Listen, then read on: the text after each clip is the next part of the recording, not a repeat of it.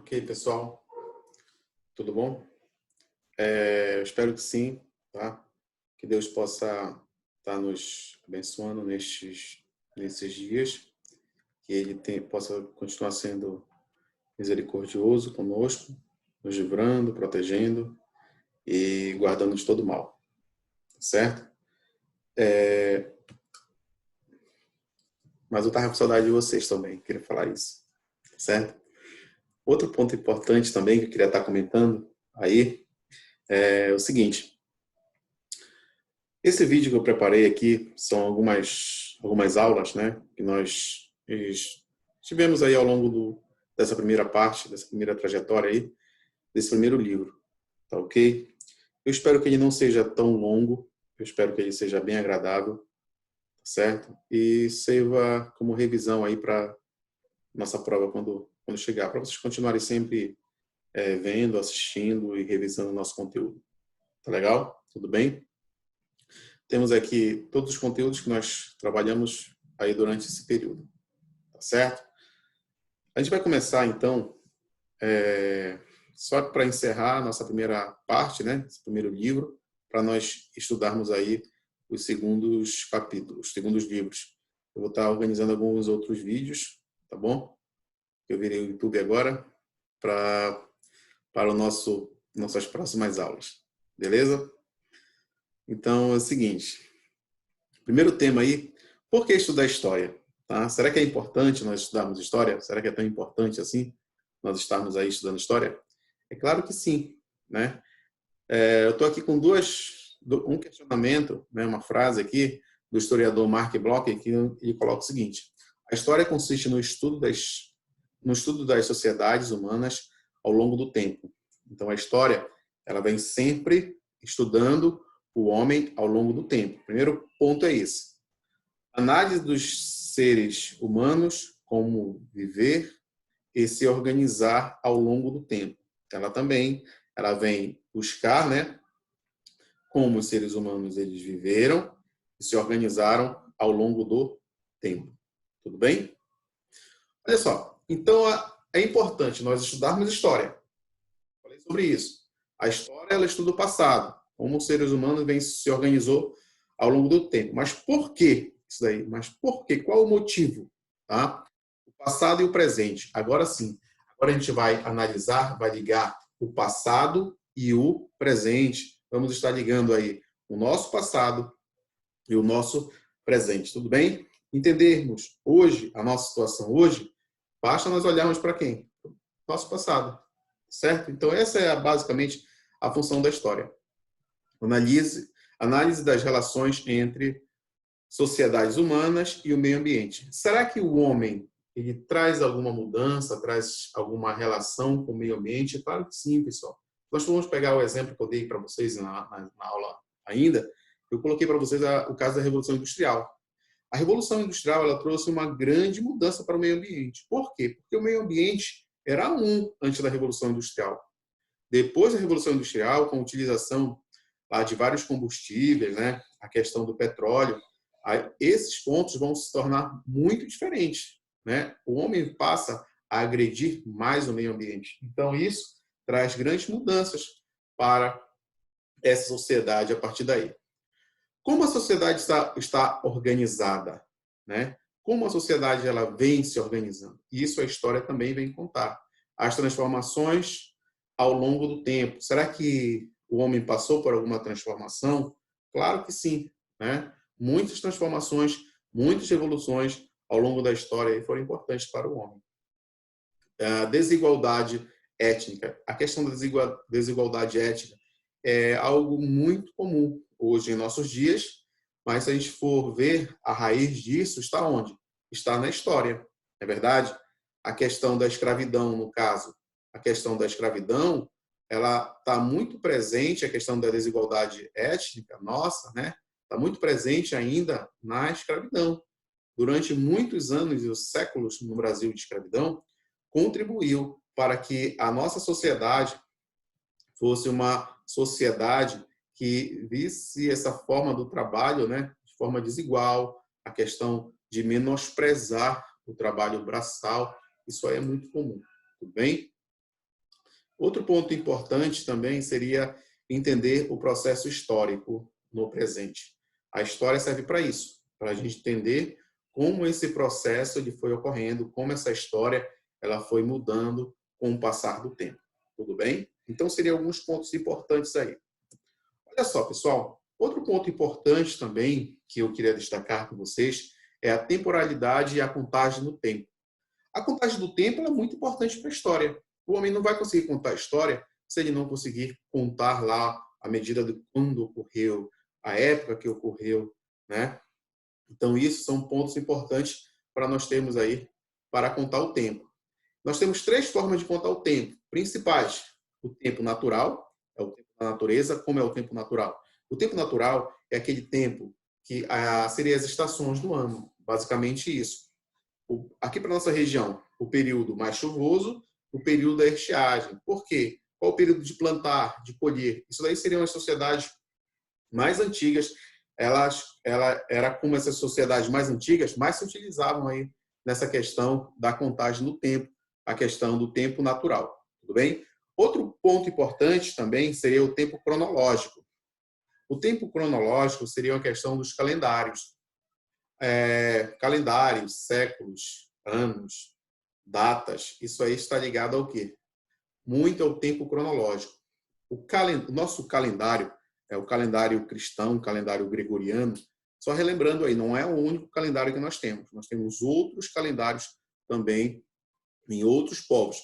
E a maioria das vezes são as datas mais importantes para esses povos que elas marcam lá esses calendários. Tudo bem? Esse calendário aqui que eu coloquei para vocês é um calendário maia, tá? Calendário maia utilizado aqui na América antes da chegada dos espanhóis, na América Espanhola. Beleza? Outro ponto importante também é o tempo histórico. A divisão da história é o tempo histórico. Aqui, ó, que vem dividir a história em pré-história, que vem acabar no ano 4000 a.C., com a invenção da escrita, pré-história. A partir daí nós temos, para alguns historiadores, né, a questão do início da história. Então, o início da história para uma história tradicional é a partir da escrita, tá certo? E a Idade Antiga. A Idade Antiga ela vem acabar justamente com a queda do Império Romano em 476 e vai iniciar a Idade Média, e a Idade Média acaba com a tomada de Constantinopla pelos turcos em 1453. E inicia-se o quê? A Idade Moderna. A Idade Moderna vai acabar com a queda da Bastilha, com a Revolução Francesa, e iniciou a Idade Contemporânea e veio até os nossos dias. Tudo bem? Outro ponto importante também que nós devemos comentar é com relação às permanências e às rupturas. O que seria uma permanência e o que seria uma ruptura? Permanência, pessoal, seria aquilo que permanece, que foi criado há muito tempo atrás e permanece até os nossos dias. A questão do racismo. Por exemplo, a gente vai pegar a escravidão. A escravidão, ela veio acabar, né? Acabou no Brasil com a Lei Áurea em 1888. Mas o que foi que essa escravidão trouxe, permaneceu? A questão do racismo. A questão do racismo, então, ela não houve uma ruptura para ela. Houve o quê? Uma permanência. Tudo bem? Então, seria esse ponto importante aí. Questão da permanência e da ruptura. Outro ponto importante também que eu queria destacar com vocês é a questão das fontes históricas. O que seria uma fonte histórica?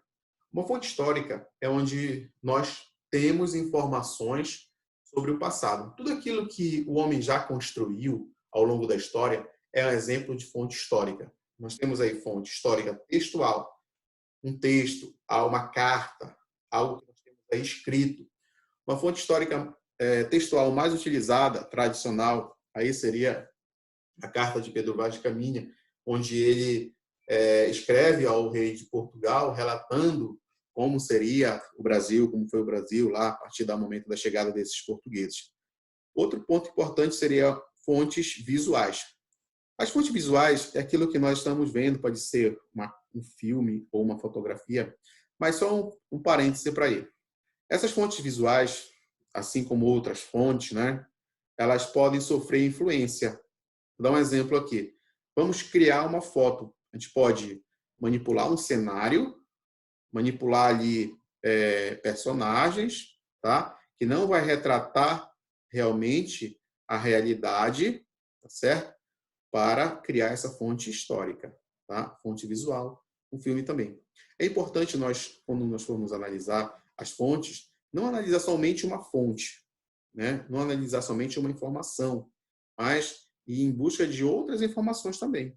Não ver só um ponto de vista, mas também ver ali outros pontos de vista. Tudo bem? Fonte material é algo que a gente tem ali uma matéria, um monumento, um prédio, tá? Um palácio. Seria um exemplo de fonte material.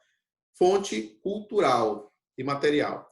É a cultura de um povo, é seu costume, é a sua dança, é a sua culinária. Então, é um exemplo de quê?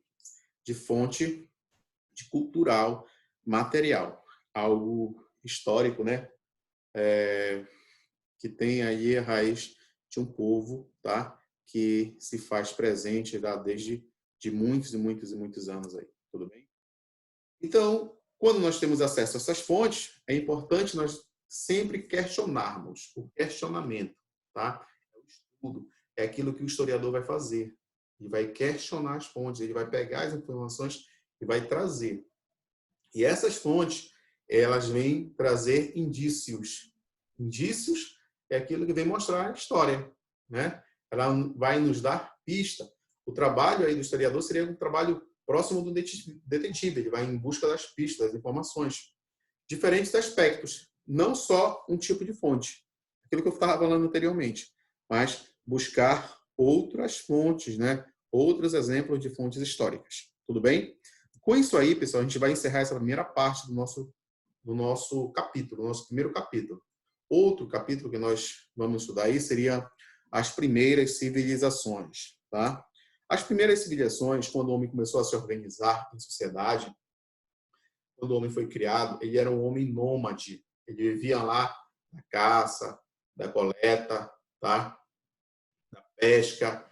E eles viviam atrás, uma das e a principal, o que motivava o homem, né, o seu dia a dia, era a questão de satisfazer a sua alimentação. Era conseguir alimento para garantir a sua sobrevivência naquele dia, tá certo? E isso não era fácil. A vida do nômade era muito difícil.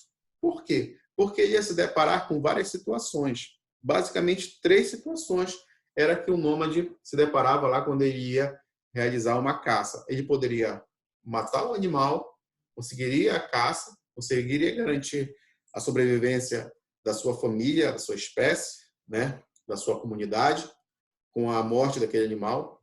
Ou ele, então, ele poderia não encontrar o animal, não conseguiu matar, não conseguiu vencer, o animal foi embora, né, não conseguiu, aí a sobrevivência dele não estava garantida, ou então ele poderia se tornar até mesmo a caça, né?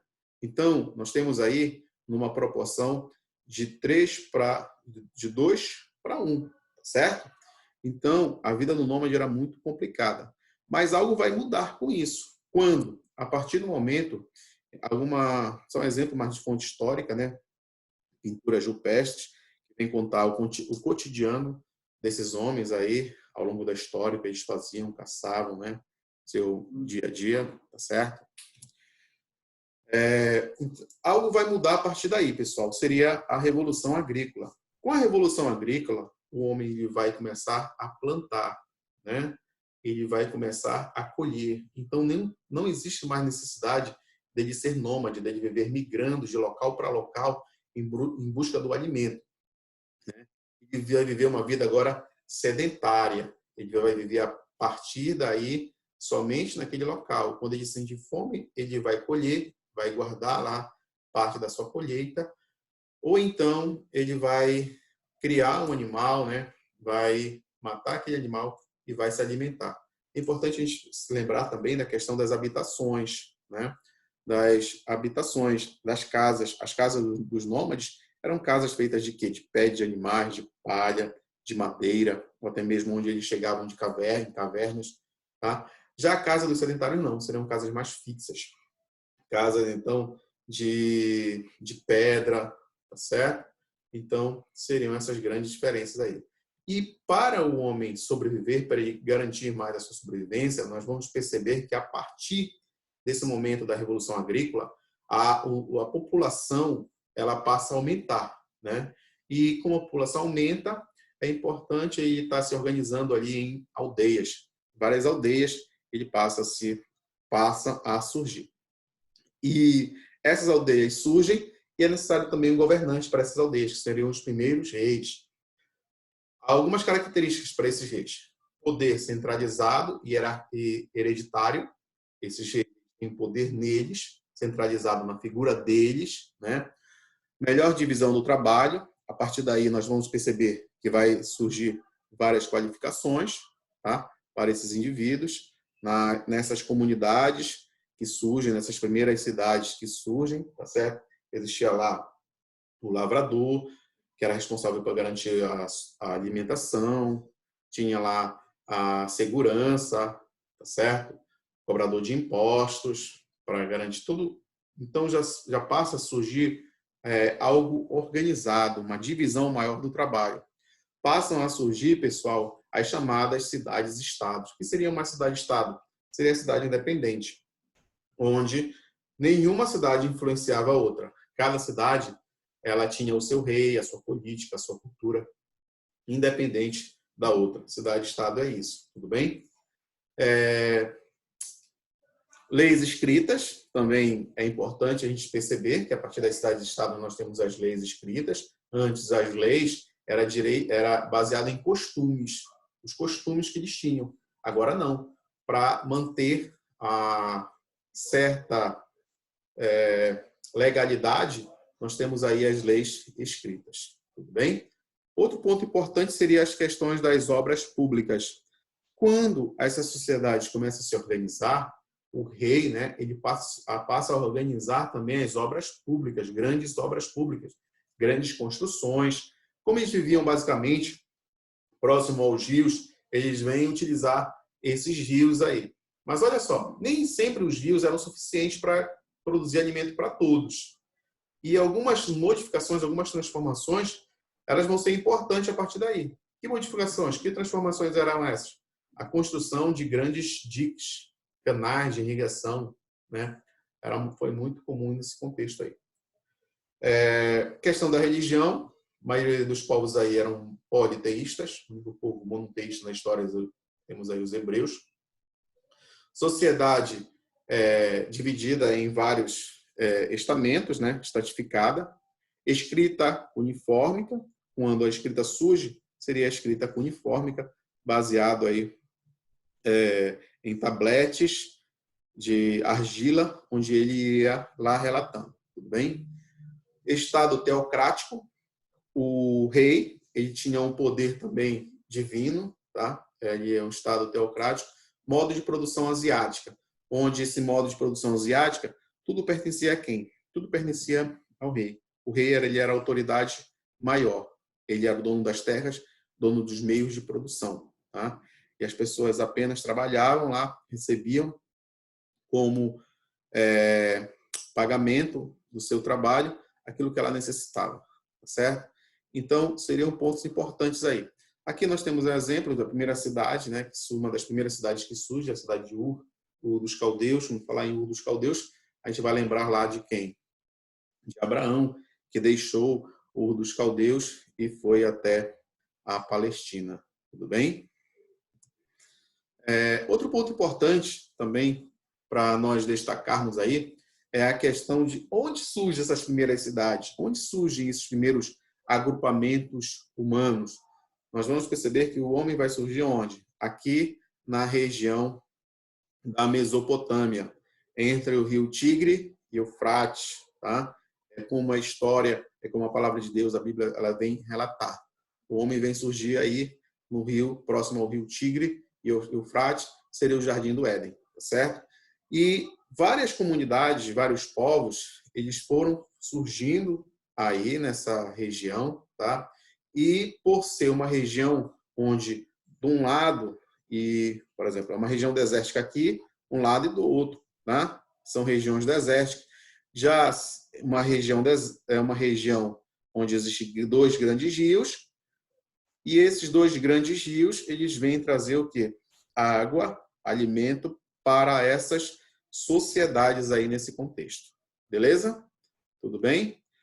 Outros povos importantes também seria aqui, ó, no Egito, tá? O Egito aqui, outro rio importante seria o rio Nilo, certo? Outro rio importante, muito importante aí na história, aqui o rio Hindu, tá? Rio Hindu, lá na Índia. Outro rio importante na China seria o Rio Amarelo, tá? Então, nessas regiões foi onde o que? O homem passou a se organizar próximo aos rios. Por quê? Porque ele utilizava a água dos rios. Então, para ele estar utilizando a água dos rios era muito importante. E aí a gente vai perceber o seguinte, que a gente vai estudar agora o quê? O Egito Antigo. O Egito Antigo, como diz o historiador Heródoto, ele falou o seguinte: o Egito é um presente do Nilo. Então, desde aí, eles já sabiam, né?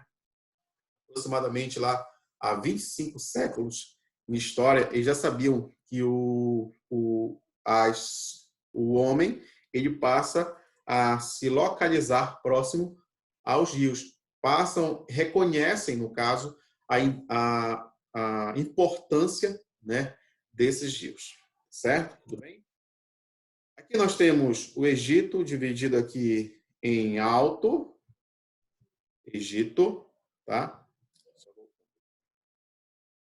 Alto Egito e Baixo Egito.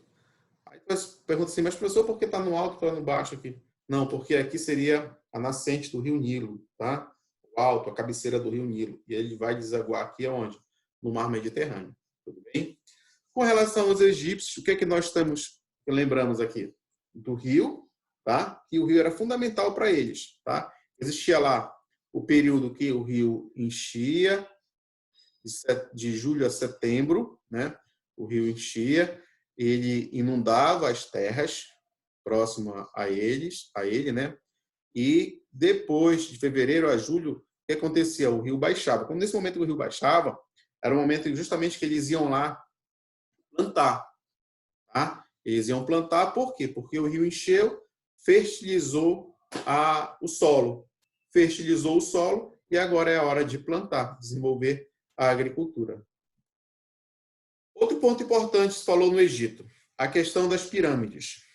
Tudo bem? As pirâmides ela tem uma função própria no Egito. A função da pirâmide qual é? É apenas não de guardar o corpo do faraó, servir como a tumba do faraó e de seus familiares. Era essa a função da pirâmide. A pirâmide, então, pessoal, os egípcios viviam e morriam crendo nisso. Eles viviam e morriam com esse objetivo de quando morrerem, tá?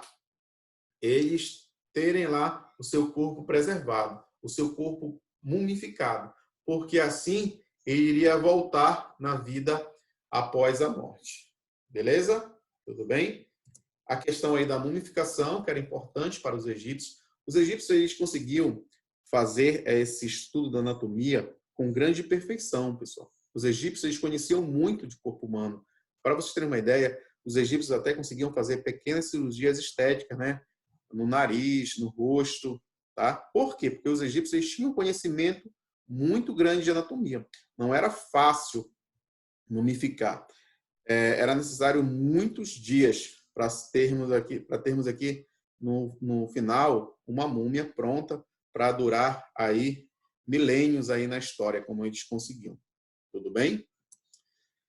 Eles passam a desenvolver também cada vez mais a agricultura, utilizando animais, tá? Para o plantio, né? Aqui no caso, um egípcio trabalhando, utilizando o quê? Utilizando o arado, tudo bem? E a sociedade também, como nós falamos, que era uma sociedade toda dividida, onde no topo da pirâmide nós encontramos o faraó, Os nobres, os escribas, os soldados, os artesãos, tá? Os camponeses e, por último, quem? Por último, os escravos. Beleza? Então, como essa sociedade ela está dividida no Egito? Tudo bem?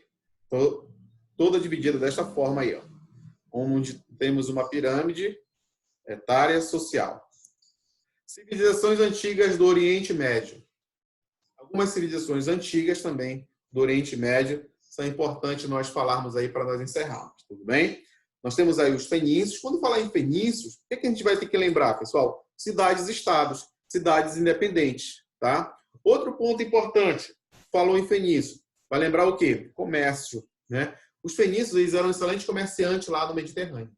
Eles compravam produtos num local na Índia, desculpa, na Índia não, na Grécia, vendia na Itália, Península Itálica, tá? No Egito, levavam para outras regiões. Então, os fenícios eram excelentes comerciantes. Mas, para se dedicar a essa atividade do comércio, aqui, ó, mapa fenício, tá? Onde nós vamos encontrar rotas comerciais e algumas cidades fenícias aqui, ó, ao longo da história. Tá? Cidade importante aqui, Cartago, Biblos, Tiro, Sidom, são cidades importantes aqui para os fenícios. Rotas comerciais aí, os fenícios, eles faziam muito. Mas para se dedicar a essa atividade do comércio, é importante nós termos algum conhecimento. Que conhecimento seria esse? Conhecimento matemático. Por quê? Porque os fenícios estavam comprando, vendendo, né? Outro tipo de conhecimento da escrita, tá certo? Porque eles tinham que estar relatando lá tudo aquilo que eles estavam escrevendo. E outro tipo de conhecimento também, os fenícios passam a desenvolver, seria o conhecimento da astronomia. Os fenícios eles se dedicavam muito a essas viagens. E eles, para poderem estarem viajando, eles iam se guiando lá pelos astros, né? Utilizando os astros para poder se guiar, né? Nessas viagens marítimas. Tudo bem? Então, seria algo importante aí com relação aos fenícios. Agora, com relação aos persas. Os persas eles vão se localizar no Planalto do Irã, eles vão surgir lá no Planalto do Irã. Os persas vai ser um povo que ele vai surgir a partir da união de dois, né? Os medos, eles se unem aos persas, formam um só reino, tá certo? E a partir daí, com o rei Ciro II, ele vai unificar todo o império. Esse império, então, dos persas, junto com os medos, conhecido em algumas situações, em algumas épocas, por quem? Por medos e outras por persas. Em algumas regiões, também por persas. Outro grande rei que os persas vão ter seria Cambises II, onde ele vai estender mais o império, vai chegar até ao Egito, com a vitória na batalha lá de Pelusa, em 525 a.C. Mais um rei que vai desenvolver muito e mesmo o Império Persa seria o rei Dario, né?